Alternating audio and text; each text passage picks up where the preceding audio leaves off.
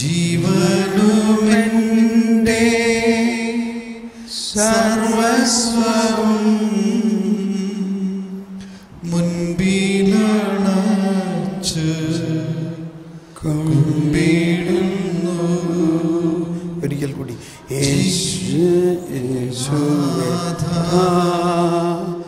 അങ്ങയെ ആരാധിക്കുന്നു, സ്തുതിക്കുന്നു.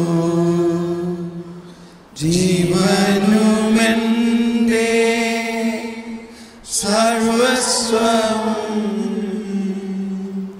മുൻപിലണച്ച് കുമ്പിടുന്നു.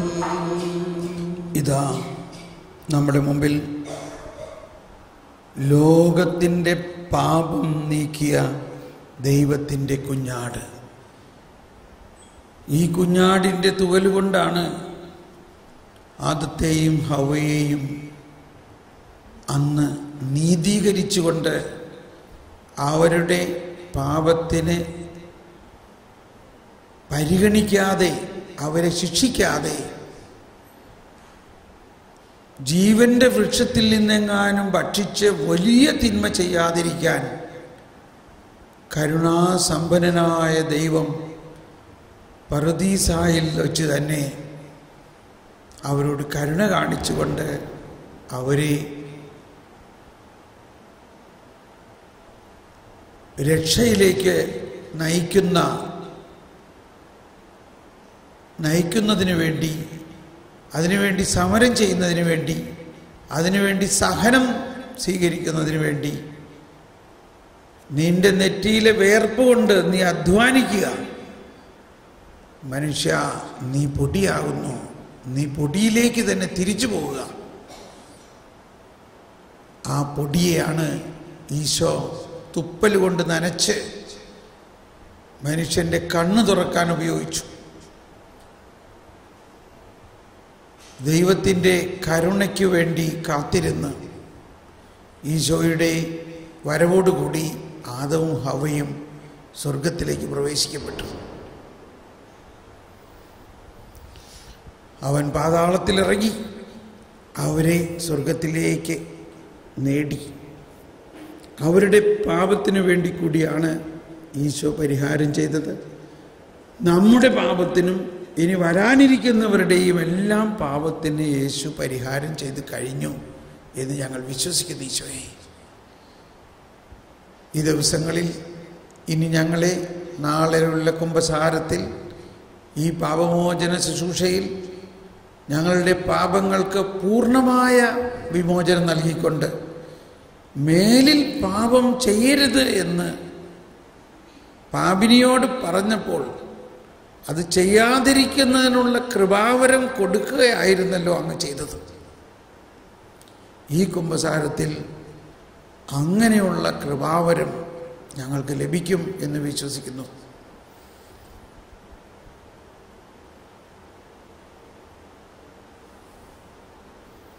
ഞങ്ങളങ്ങിൽ ശരണപ്പെടുന്നു. അല്പസമയം മൗനമായി കർത്താവിൻ്റെ ഇന്ന് കേട്ട കാര്യങ്ങളിൽ ഒന്ന് രണ്ട് കാര്യങ്ങളെ നമ്മളുടെ ഹൃദയത്തിലേക്ക് കൊണ്ടുവരാം. നമ്മുടെ ജീവിതത്തിൽ അത് എത്രത്തോളം നമുക്ക് പ്രാധാന്യമറിയും, എത്രത്തോളം നമുക്ക് അത് സഹായകമാകും എന്ന് ഒന്ന് മനസ്സിൽ കാണുക. അതിനെ പ്രതി നന്ദി പറയുക.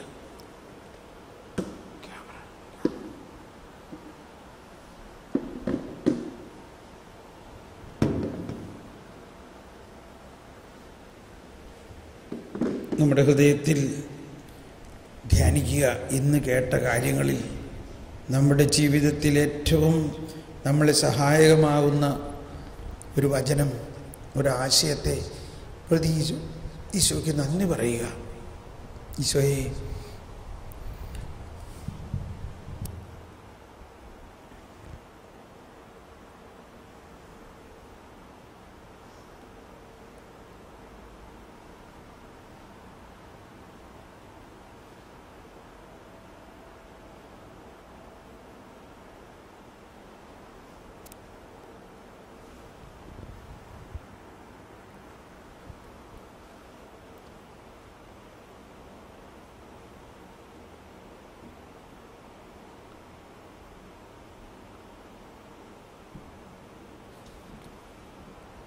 കൊച്ചുരേസ്യയുടെ ചിന്തകളിലെ ആദ്യത്തെ ഒരു കാര്യം ഏശയ്യാ 66, 12 മുതൽ 13 വരെയുള്ള വചനമാണ്.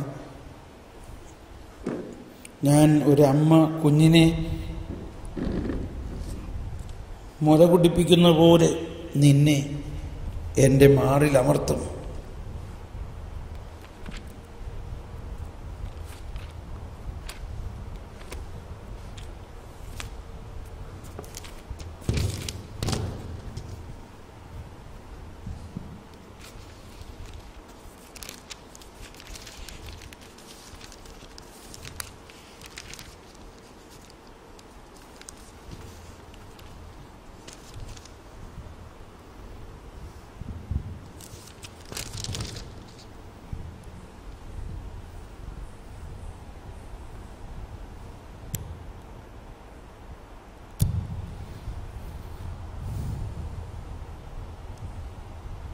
അമ്മയെപ്പോലെ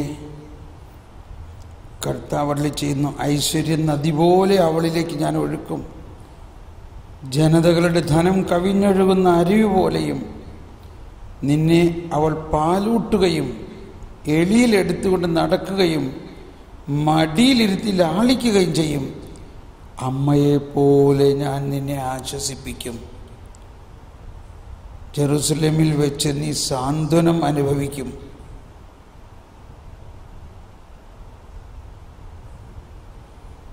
അമ്മയെപ്പോലെ ഞാൻ നിന്നെ ആശ്വസിപ്പിക്കും. അതാണ് ഈശോയിലൂടെ നൽകുന്ന ആ രക്ഷയെക്കുറിച്ചുള്ള വാഗ്ദാനം.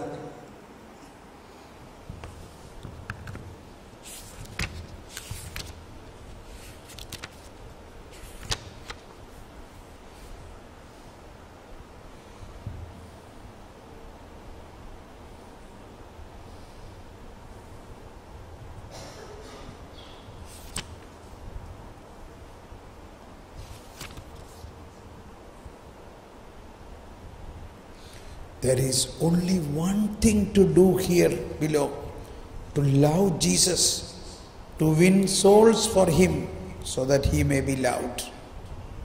Let us seize with jealous care every least opportunity of self-sacrifice. Let us refuse Him nothing. He does so what our love. സ്നേഹമാണ് എൻ്റെ വിളി. ആ ഈശോയെ നാം സ്നേഹിക്കുമ്പോൾ തന്നെ അനേകം ആത്മാക്കളിലേക്ക് ആ സ്നേഹം ഒഴുകും.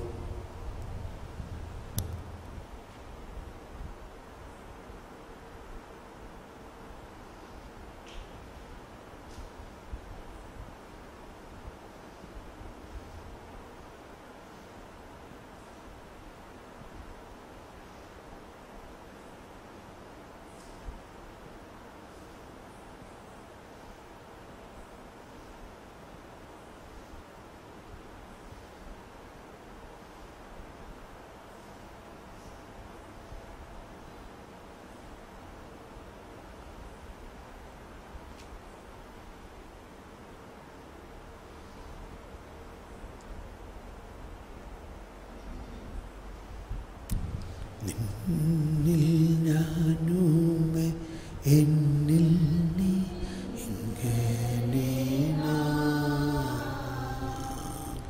അത്രയും മതി, അത്രയും മാത്രം മതി. ഇപ്പോൾ വാവ അഥവാ ഈശോ നമ്മുടെ കൂടെ തന്നെയുണ്ട്. ആ ഈശോ നമ്മുടെ കൂടെയുള്ള അവസ്ഥയാണ് നിന്നിൽ ഞാൻ എന്നിൽ നീ. ആ അവസ്ഥയിലാണിപ്പോൾ നമ്മൾ. അതിപ്പോൾ തന്നെ നമ്മളിൽ സംഭവിച്ചിരിക്കുന്ന ആ മാധുര്യം നിറഞ്ഞ അവസ്ഥയാണ്. ആ മധുര അനുഭവത്തിലേക്ക് നമ്മൾ നീങ്ങാൻ കണ്ണുകൾ അടച്ച് നമ്മുടെ ഉള്ളിൻ്റെ ഉള്ളിൽ, നമ്മുടെ ആത്മാവിൻ്റെ ആ ഇരുണ്ട രാത്രിയിൽ, ആ ഇരുട്ടിൽ ഈശോ ഉണ്ട്. അദൃശ്യനായ ആ ദൈവം നമ്മുടെ ആത്മാവിൽ നിറഞ്ഞു നിൽക്കുകയാണ്. നമ്മൾ എത്ര വലിയ പാപിയായാലും ഈ അവസ്ഥ നമ്മളെ വിട്ടു പോകുന്നില്ല. സഖ്യേവൂസിൻ്റെ പാപിയായ മനുഷ്യൻ്റെ വീട്ടിൽ കടന്നു ചെന്നിട്ട് പറയാണ്, നീയും അബ്രാഹത്തിൻ്റെ മകനാണ്, അതുകൊണ്ട് ഞാൻ നിൻ്റെ ഭവനത്തിൽ വരാൻ നിൻ്റെ അവകാശമാണ്. നമ്മൾ എത്രയോ പ്രത്യേകതയുള്ളവരാണ്. സഖ്യേവൂസ് ഒരു ക്രിസ്ത്യാനി ആയിരുന്നില്ല, മാമോദീസ സ്വീകരിച്ചിരുന്നില്ല, ദൈവവിളി സ്വീകരിച്ചിട്ടുണ്ടായിരുന്നില്ല. അത് നമ്മളെ സംബന്ധിച്ച് ക്രിസ്തുവിൻ്റെ മണവാട്ടിമാരായി ജീവിതം മുഴുവനും യേശുവിന് കൊടുത്തിരിക്കുന്ന നമ്മളെ എന്തെങ്കിലും തരത്തിൽ തളരാൻ അനുവദിക്കുമോ? ഒരിക്കലുമില്ല. നമ്മൾ എന്ത് തെറ്റ് ചെയ്താലും അതിൽ നിന്നെല്ലാം നമ്മളെ വിശുദ്ധീകരിക്കാൻ, കഴുകാൻ കാത്തിരിക്കുന്ന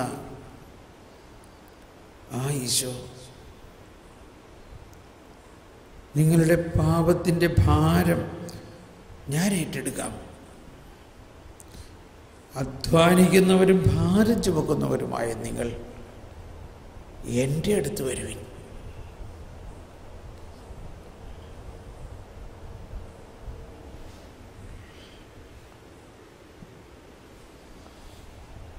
ദൈവമേ, ഇന്ന് കേട്ട കാര്യങ്ങളെ ഞങ്ങളുടെ ഹൃദയത്തിൽ പതിപ്പിച്ചുറപ്പിക്കണമേ. ഉള്ളിൻ്റെ ഉള്ളിൽ ഈശോയുമായിട്ട് ലയിക്കുമ്പോൾ ഒന്നും ചോദിക്കണ്ട, സ്നേഹം മാത്രം. ഈശോയെ, ഞാൻ നിന്നെ സ്നേഹിക്കുന്നു, ഞാൻ എൻ്റെ പൂർണ്ണ ശക്തിയോടെ നിന്നെ സ്നേഹിക്കുന്നു, പൂർണ്ണ ഹൃദയത്തോടെ നിന്നെ സ്നേഹിക്കുന്നു.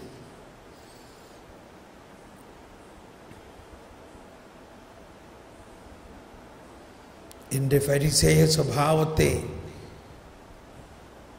പിഴുതു മാറ്റണമേ. പാമ്പിൻ്റെ പടം പൊഴിയുന്നത് പുതിയ ഒരു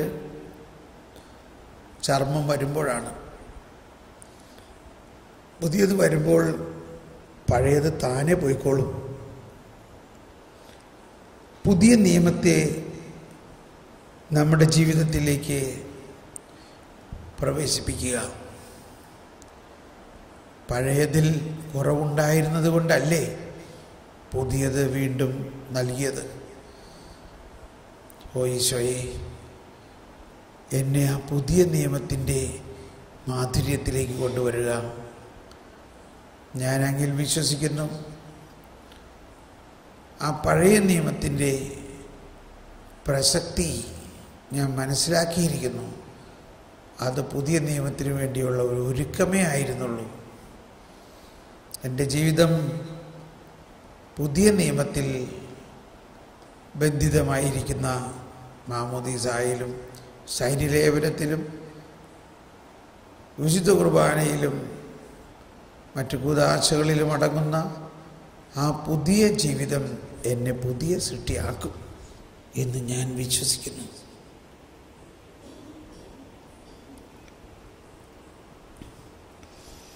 ഇനിയുള്ള ഫരിസേയ മനോഭാവത്തെ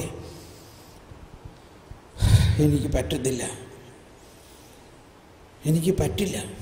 പക്ഷേ ഒന്നറിയാം, അങ്ങേക്ക് അത് രൂപാന്തരപ്പെടുത്താൻ പറ്റും. വെള്ളത്തെ വീഞ്ഞാക്കിയതിലൂടെ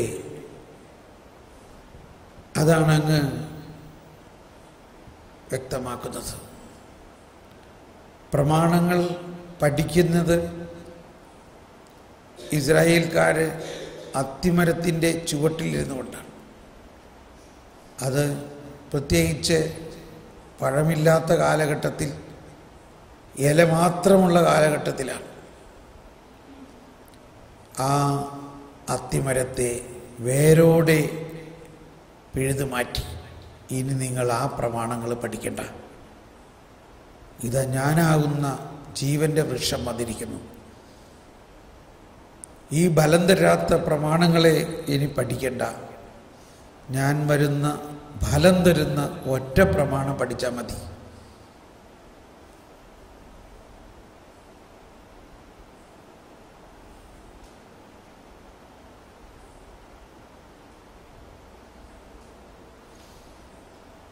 അത് നിങ്ങൾ പഠിക്കുകയും അത് അനുഭവിക്കുകയും ചെയ്യുമ്പോൾ മറ്റ് പ്രമാണങ്ങൾ താനേ പൂർത്തിയാകും.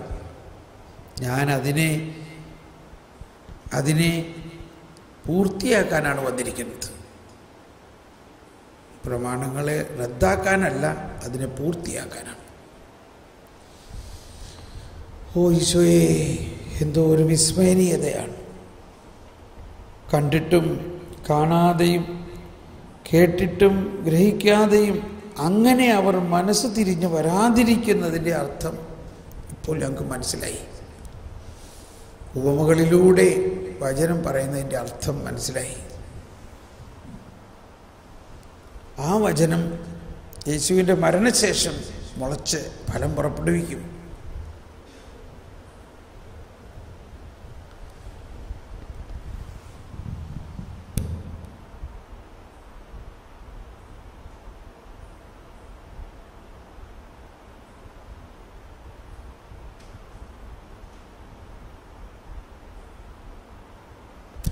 ഒന്ന് രണ്ട് പേര് ഉച്ചസ്വരത്തിൽ അവിടെ ഇരുന്നു കൊണ്ട് തന്നെ നന്ദിയുടെ 2 വാക്ക് പറഞ്ഞ് പ്രാർത്ഥിക്കാം. ഇന്നെനിക്ക് ഇന്നത്തെ ദിവസത്തിൽ കിട്ടിയ ഈ വലിയ ഉൾക്കാഴ്ച, ഈ വചനത്തെക്കുറിച്ചുള്ള പുതിയ അറിവ്, അതിനെക്കുറിച്ച് ഞാൻ നന്ദി പറയുന്നു ഈശോയെ.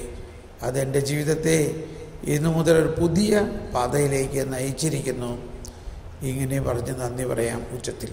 അപ്പോൾ അത് കഴിയുമ്പോൾ എല്ലാവർക്കും കർത്താവെ, ഞങ്ങൾ അങ്ങയെ സ്തുതിക്കുകയും ആരാധിക്കുകയും നന്ദി പറയുകയും ചെയ്യുന്നെന്ന് പറയാം.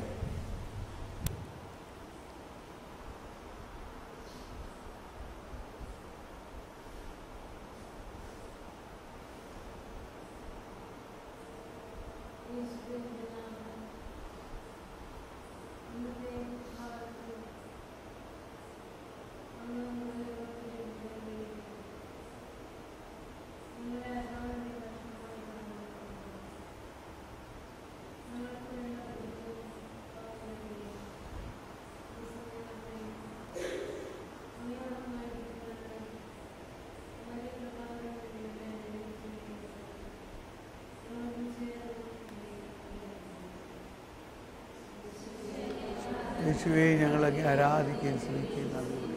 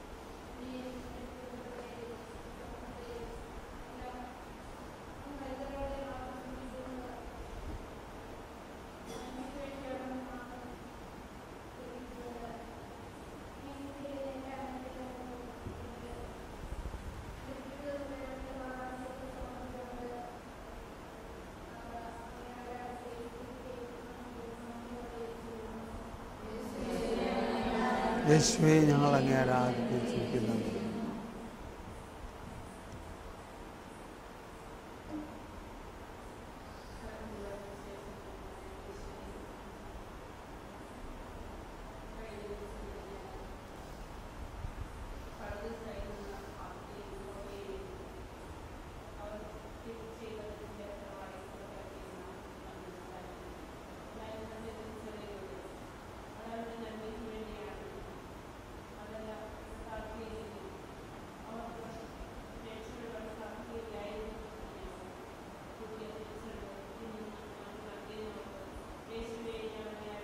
സ്തുതിക്കുകയും നന്ദി പറയും.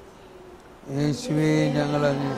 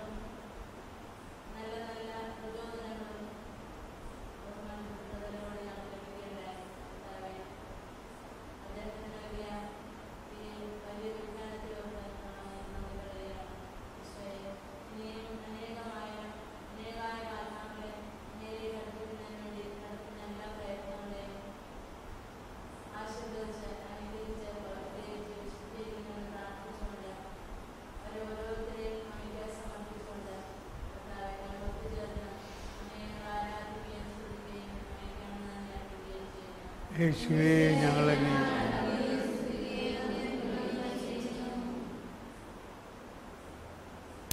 നമുക്ക് ഇനി സാവധാനം ഈ ആരാധന ഇവിടെ സമാപിപ്പിക്കാം. അതിനുശേഷം രാത്രി ആരാധന ഇന്ന് നമ്മൾ 1 മണിക്കൂർ പ്രാർത്ഥിക്കുന്നു. ഇവിടെ നമ്മളിന്ന് വേറൊരു രീതിയിൽ പ്രാർത്ഥിക്കാൻ ശ്രമിക്കുക. ഈശോ നമ്മുടെ ഉള്ളിൽ വസിച്ചുകൊണ്ട്, നമ്മുടെ ആത്മാവിൽ ലയിച്ചുകൊണ്ട് നമുക്ക് വേണ്ടതെല്ലാം നൽകുന്ന ആ ആന്തരിക ലയന പ്രാർത്ഥന നമ്മളിന്ന് വെള്ളിയാഴ്ച ഇന്ന് രാവിലെയൊക്കെ പ്രാർത്ഥിച്ചത് അങ്ങനെ പ്രാർത്ഥിക്കുക. പക്ഷേ അപ്പോഴും ഈശോ പ്രാർത്ഥിക്കുന്നുണ്ട്. അതോടൊപ്പം ഈശോയെ അങ്ങ് സ്നേഹിക്കുകയാണ്. നമ്മളൊന്നും ചോദിക്കുന്നില്ല, ഈശോയെ ഉള്ളിൻ്റെ ഉള്ളിൽ സ്നേഹിക്കുന്നു. അതുമാത്രം മതി. അങ്ങനെ ഇന്ന് രാത്രിയത്തെ പ്രാർത്ഥന നമ്മൾ ചെയ്യുന്നു. നമുക്ക് ഇപ്പോൾ ഈ ആരാധന ഇവിടെ അവസാനിപ്പിക്കുന്നു. നമുക്കൊരു സമാപന ഗാനം ആലപിക്കുന്നതിന് മുൻപ് ക്യാമറ ഓഫ് ചെയ്തു. നമുക്ക് രാത്രി ആരാധനയുടെ